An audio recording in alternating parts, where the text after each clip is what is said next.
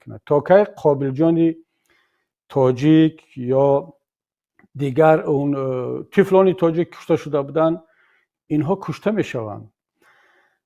آیا امکان دارد که بعد از یک هفته یا یک ماه این وضعیت باز آرام می شود، خاموش می شود، مردم قابل جان را فراموش میکنند چون اون احساسات خود را امروز برآورده میکنند و همه چیز برمیگردد به جای خود؟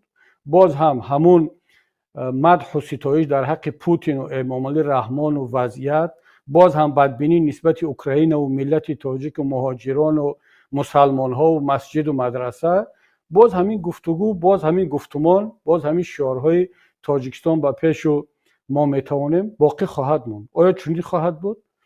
اون نقطه ای که ملت تاجیک باید بگوید بس، کدام نقطه هست؟ کی است؟ کدام روز فرا میرسد؟ امام علی رحمان باید چی کار کند که این ملت بگوید بس؟ ببینید دوستان گرامی، من نمیدونم چرا امام علی رحمان همون درفش کاویانی، ما غیر از پرچم در جزء رمزهای ملت تاجیک، دولتداری تاجیک، باز یک درفش هم هست که اون را عادتا در ملاقات‌های رسمی در پهلوی پرزیدنت کشور یا در یک جای نمایان میگذارن. این درفش کاویانی همین خیلی یک تصادفی نآمده است برای ملت تاجیک، پیام دارد، رمز است. رمز از چی؟ رمز از اون نقطه‌ای که کاوه گفت بس. کاوه بر ضد کی گفت بس و برای چی گفت؟ بر ضد پیشوای ملت زمان خودش.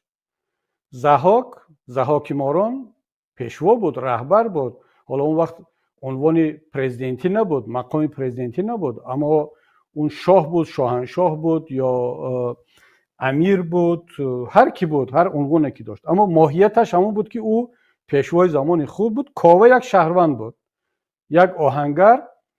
در زمان ضحاک و کاوه ملا هم بود. حالا دین مبین اسلام نبود، البته هر دینی که در اون زمان رایج بود، زردشتی بود یا هر دین دیگر، یعنی روحانی ملا هم بود، رهبر هم بود، نمیدونم منصبدار هم بود، وزیر هم بود، هر کسی بود.